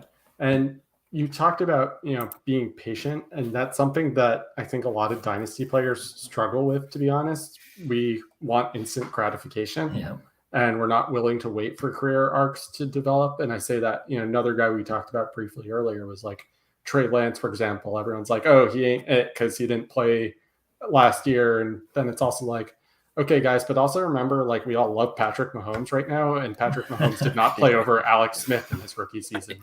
So, like, maybe just calm down a little bit.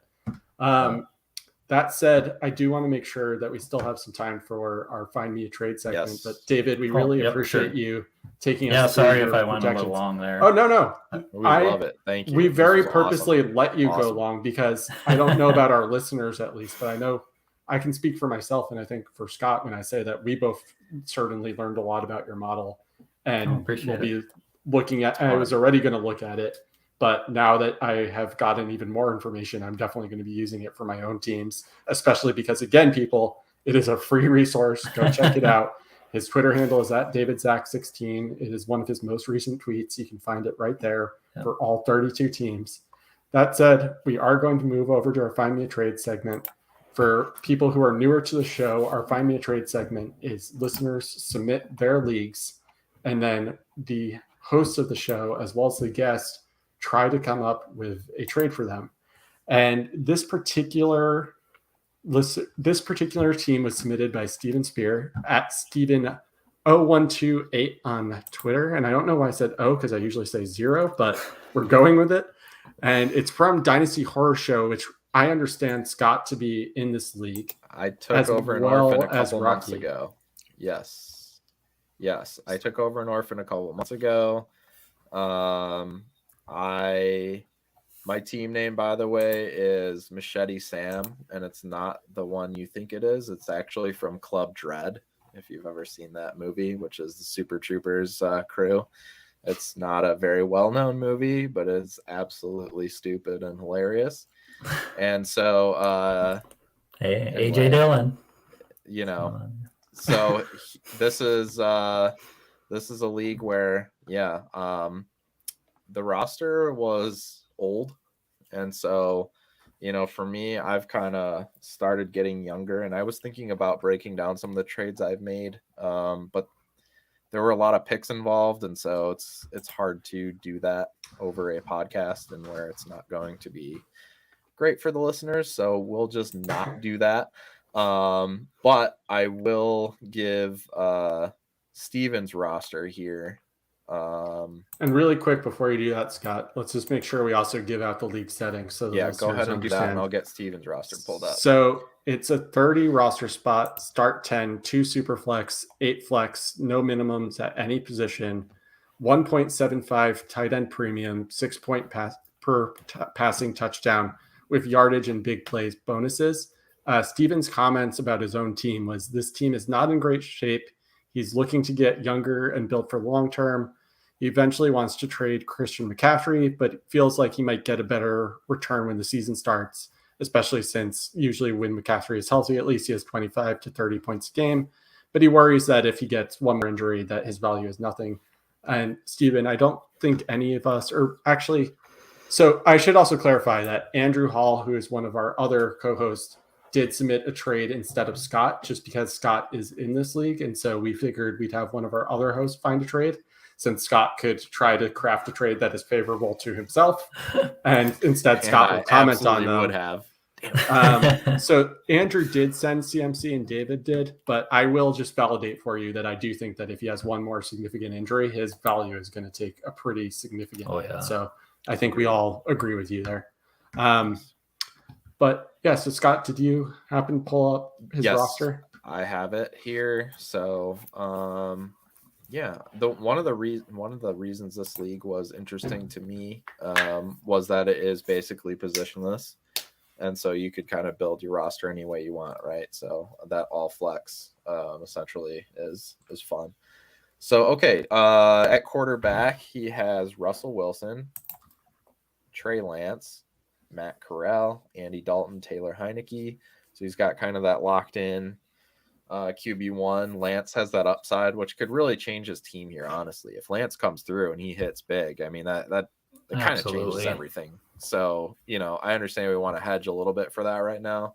And having Russ as year 2 is maybe more of a preferred method with his inconsistencies, but it's definitely still a solid quarterback room. Running back wise, he has a bunch of guys not really worth mentioning: Melvin Gordon, CMC, Brian Robinson, Kyron Williams, Jeff Wilson, Anthony McFarland, Rex Burkhead, Mike Boone, and then kind of goes down from there. At wide receiver, the aforementioned Marquis Brown is on this roster. Nelson Aguilar, DJ Shark, Jahan Dotson, Marvin Jones, T.Y. Hilton, Zay Jones, Jarvis Landry, Byron Pringle, Allen Robinson, Cortland Sutton. So an old group there. I think overall, even though there's a little bit of youth there, kind of an aging group, but still there could still be some good production, right? Robinson, Sutton, guys like that. And then tight end. This is where it gets a little hairy, because this is a tight end premium league, and it is Pat Fryermuth, Dan Arnold, Hunter Long, Trey McKitty, and Jeff Swaim. And I don't think there's a guy outside of Fryermuth that you would even plug in pretty much in any scenario whatsoever. So, yeah, that's, where there's a premium, and sometimes you could use those guys in the flex. There's not much out of Fryermuth, but a couple of those guys with some upside. So that is Steven's roster, and I will read Andrew's trade, and then we'll go to David for his thoughts, and then Scott, your thoughts, and I'll give my thoughts. So Andrew's trade was, he said that Steven should send Christian McCaffrey and Melvin Gordon to the Jack Torrance team for AJ Brown, and Andrew gave some of his thinking here was just Jack has Javonte and might want to add Melvin as a backup, and adding CMC puts him truly in contention. AJ Brown is changing teams, and while Jack has a stack of hurts, he could see this as a viable option to move AJB. Andrew even acknowledged he's not entirely sure if this trade would get done, but he thinks it's a good starting point. So, David, what are your thoughts on this trade? I think that's a fair offer. I like AJ Brown a lot. He's obviously connected with that new contract there too. So I'm a little lower on him this year, but I think he'll grow and develop. Like you said, wide receivers changing teams, you don't always know, but I think AJ Brown is borderline in that elite tier. So that could be a good way to go for him. And I think it's a pretty fair trade, really. But I think you actually might be overpaying by a hair. So I thought you could maybe get a pick in there, like a second or something like that. So what were your thoughts? Scott, what were your thoughts on the trade? I generally agree with you, David.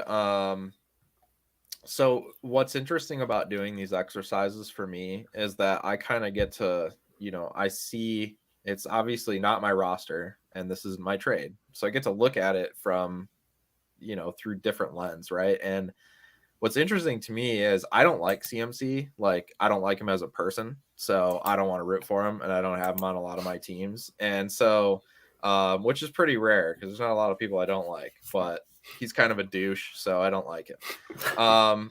But regardless of that, I look at this trade and I love AJ Brown. And so the reason I say that is just to kind of be a dick and be funny, but I love AJ Brown, right? And yet I would not do this trade. Like, I would not send CMC for AJ Brown.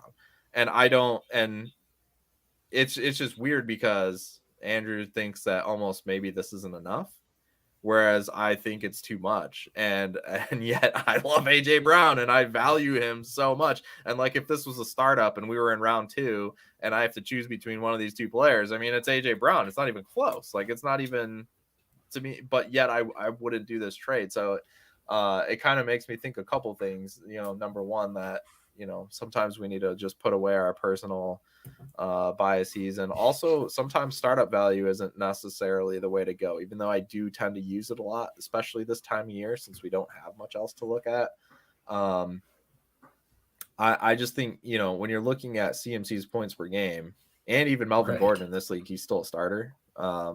Especially for this roster, you're losing a lot of points per game here, I think, because of AJ Brown going to Philly. If he was in Tennessee, it might be a little bit closer, but I think you're losing points per game, and this is almost more of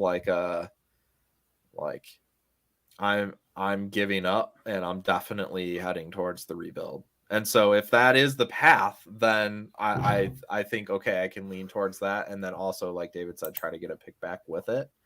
But I'm not sure that I would do it. I think I'd rather take the risk, let CMC play and let people remember how great he is, and then, get a little bit more. So I think that's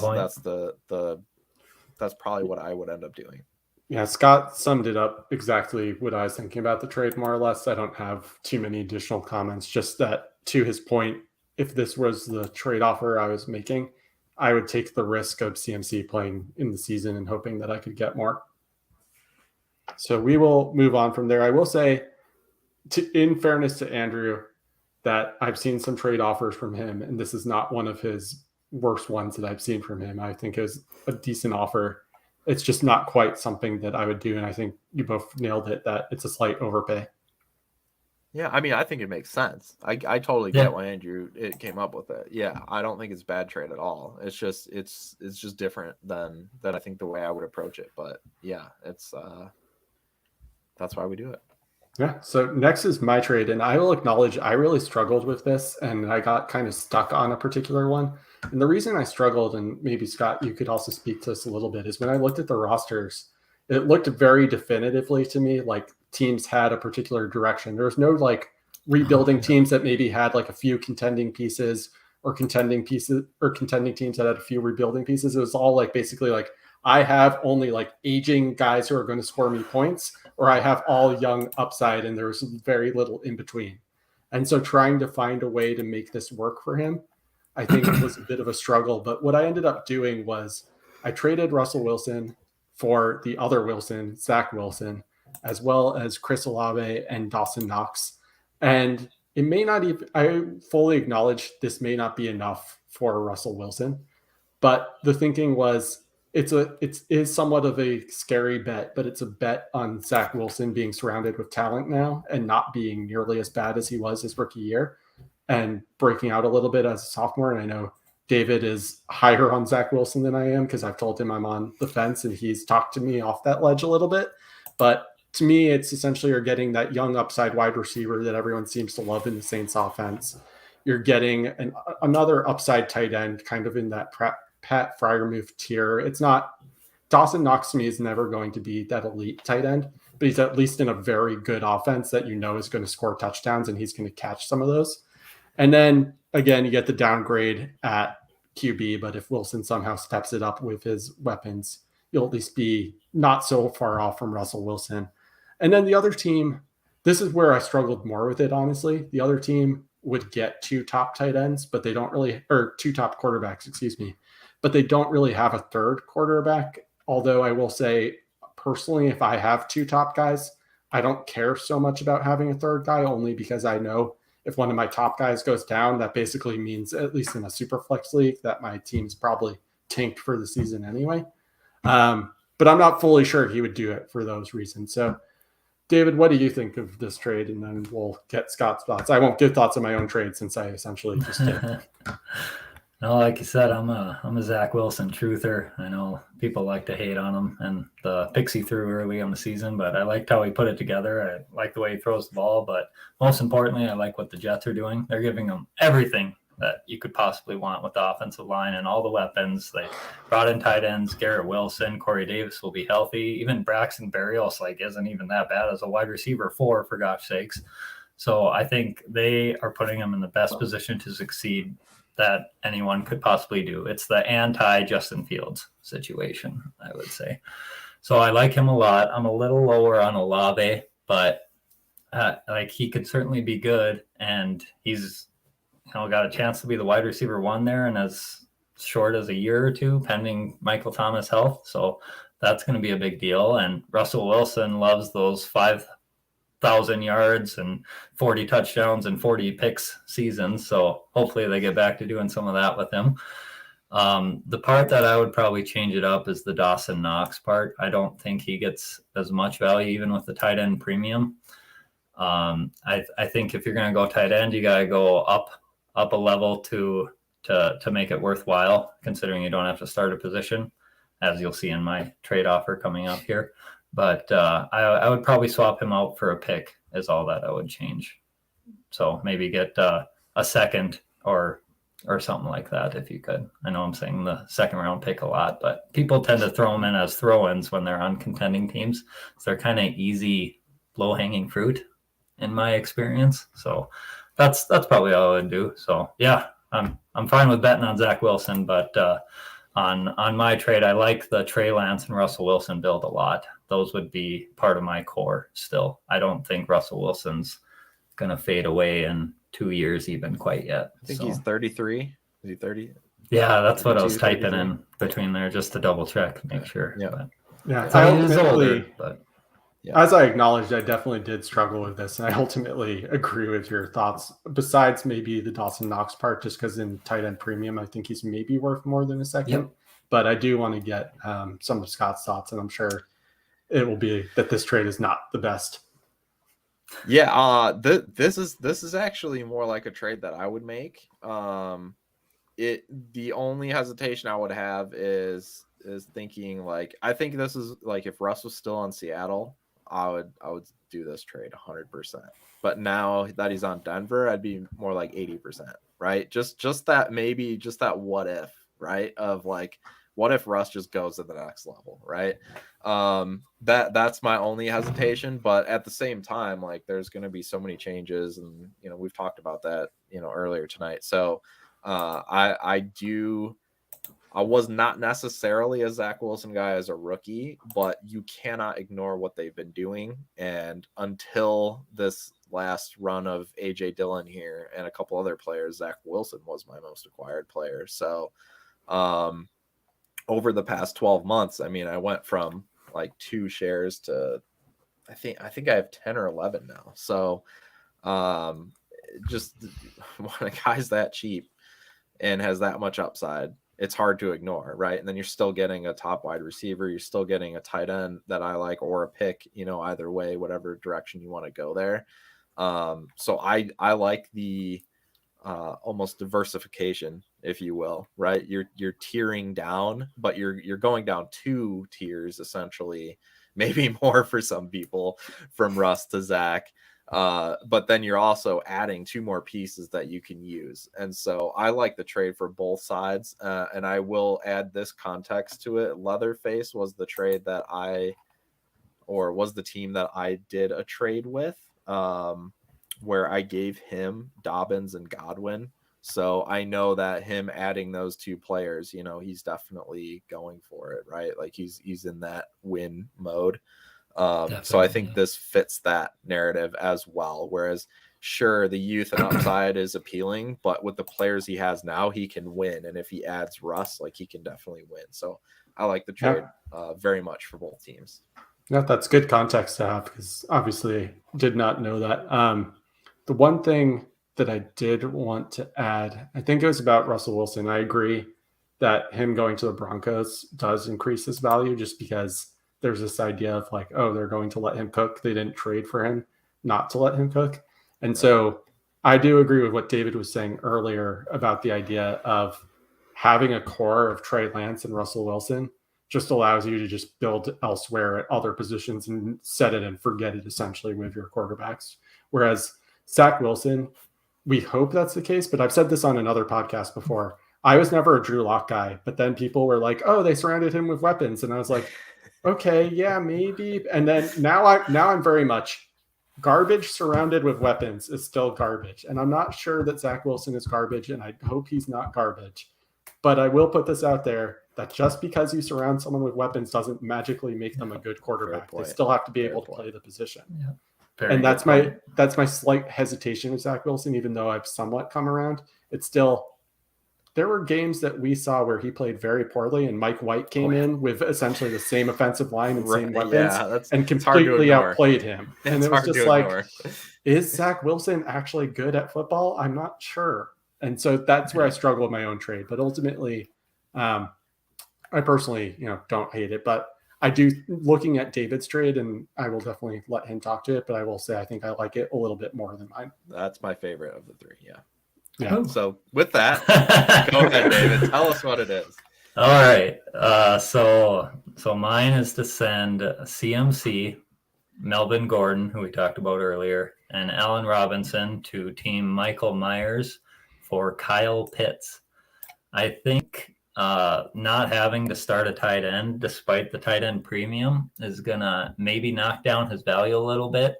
And I have him ranked in the same elite tier as the elite wide receivers. What he did as a tight end rookie with over 1,000 yards with that offense was nothing short of absolutely impressive. And his prospect profile matches it. His draft capital, like I said, his rookie season. He's 21 years old. That's I'm looking to get another core asset if I'm shipping away CMC, and he's going to be able to produce for you for a very long time. It's, in my mind, it's almost like drafting Kelsey production in his peak at 22 years old now. So I think you'll be able to do it. It's a strong offer, in my opinion. Sending CMC, Gordon, and A-Rob, those are pretty substantial pieces for Pitts, and I think it'll be enough to get it done. And then the tight end premium, I was looking at the scoring of the points people put up, and Mark Andrews' season was like one of the top scorers in here, right? So if you can get Kyle Pitts putting up, anything similar to that, this is going to be worth it because it's going to be sustainable for a long time. You don't have the quarterback overpay. You don't have the wide receiver overpay. So I think it'll be enough to get done, but it all depends on how Myers views Kyle Pitts, because he is a very polarizing guy. You're either absolutely head over heels with him, like I am, or you just don't think he's anything like too great. Oh, one more thing with the touchdown numbers, those are going to come back up. It's just a matter of time. There's very few people that can DJ Moore their lives away like that. So it'll come back, and he's huge, right? So he's going to be a red zone target. Yeah. And it'll come back. Their quarterback situation will get figured out eventually. Marcus Mariota ain't it. Like he might not have the greatest year this year, but they'll figure it out with someone eventually, whether that's 2-3 years down the road. It doesn't hardly even matter with your rebuild, because you got Lance, you got Russell, you got Marquis Brown, who I'm a big fan of, and then Kyle Pitts would be another core asset. And then I would keep turning out those old guys as you can for either picks or youth whenever you can. Ideally picks, because those typically accrue in value all the time. So yeah, I don't know, Scott, if we necessarily need to add anything, because I feel like David pretty much just summed it up. I was just going to say, but yes, 100%. I mean, I'll just say this, that, pretty much anywhere I have Pitts, it's going to be really hard for me to trade him. I mean, it's, it just depends, team dependent, right? Like if your team ended up being, way better maybe than it should have been, I guess would be maybe the only scenario. But even then, I'm not sure, unless there's a massive overpay, because mostly where I took him, I mean, my teams were bad, and I'm building something, right? So I want him there. I don't want to trade him away, but exactly. At the same time, maybe this is a trade that just stays in the back of your mind, something that maybe you just have a little chat about, and we see as the season goes on, maybe there's an injury to Pitts, or maybe there's an opportunity where then you can buy, maybe you can make this move. Maybe that team, Michael Myers, is a, the second in points and is a contender and wants to make that move to put him over the top. And, maybe then this trade can happen. Right. So it just kind of depends on how things go, but that's definitely, especially anytime we're talking trades in, May and June and July, when we don't have to set lineups and we're just trying to add value. Most other people are sharp enough to also want to be adding value too. Right. And so if not, great, but if so, then sometimes we just have to wait until those situations where, they need or want to do the trade to go after a championship. Because ultimately, if there's a roster where I can give up Pitts and win a championship, I'll probably do that. Or I'd be more likely to do it, I should say. To add to your point, Scott, they also might be more likely to do it if they take the risk and CMC doesn't get injured and is coming back and putting up 25 points a game. And then you may even be able to get away with saying like, all right, I'll give you CMC and A-Rob, but I'm holding on to Melvin Gordon or something like that. Yeah. Yeah, that's a good point, to wait for that in-season peak for CMC maybe, and then you'd really squeeze the max value out of them. For sure. Yeah, and there is some risk associated. So if you could get this trade done today, I would say go ahead and do it. Oh, yeah, absolutely. But if you can't get it done today, it may be time to revisit, Stephen, when you do, in fact, get points from CMC, or at least hopefully get points from CMC. I guess one more point. Do you guys think it's aggressive enough or not enough? Oh yeah. I mean, that's the type of trade. I mean, that's going to like temporarily set you back, sure, but you're not going to win right now anyway. So that's going to accelerate your eventual winning. It's more of a retool than a rebuild, in the sense that like now you're not just sitting on a bunch of picks. Like you actually have a real asset that's going to grow in value and is also young and is also going to produce. So yeah, I totally. Yeah, 100%. Yeah, I like coming out hot because if you lowball someone, it can really stall negotiations sometimes. So if you really want a player, come out guns blazing. There should be enough. That's the opposite of the CMC. Andrew Hall, by the way. Andrew has talked before on this podcast about how he does not come out guns blazing. So it's a little different. I don't always do it, but for a guy like Pitts, I think you got.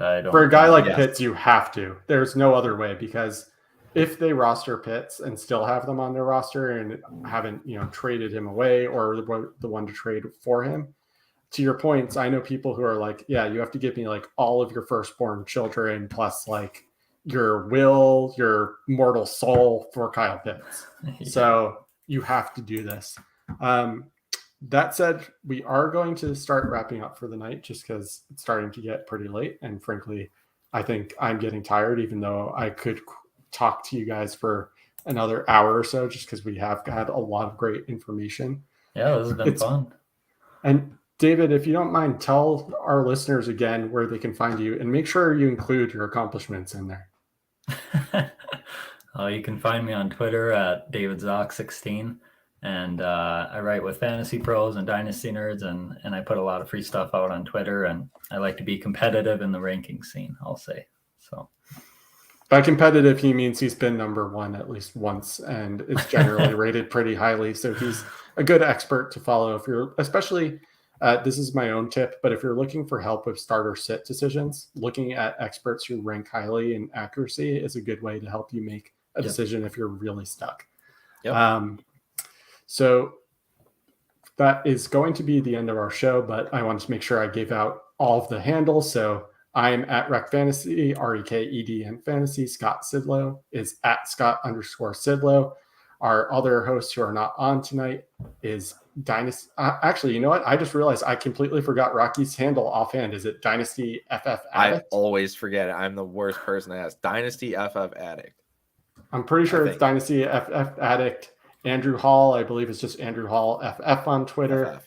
Yep. The DAP network is at DAP_network. So very easy to remember. And please make sure that you subscribe to the whole network. We have a great number of shows on here, and they're all well worth listening to. All better than us. So if you listen to us, you should be listening to them. That's pretty much how it works. Also, to Scott's point about being better than us, review the Junkies. Tell us how we can be doing better. And also just subscribe and rate. It helps us reach a larger audience and help more people find trades in their leagues. With that, we appreciate you listening. And Scott? Hey, to all the homies in the chat, we appreciate you. Thanks for hanging out with us tonight. Thanks again to Mr. Steven Sear for finding me a trade. Definitely thank you so much, David Zäch. David Zäch, I'm sorry, for being on. See, I actually thought it was David Brent because I've been like watching The Office so much. I was like, David Brent's gonna be on. This is incredible, but thankfully it wasn't, because we had this amazing model and analysis and knowledge tonight. So I appreciate you so much for that. Yeah, thank you guys for having me very much. For David, for Bobby, I'm Scott. Errors and omissions, blame Andrew and Rocky. Junkies out.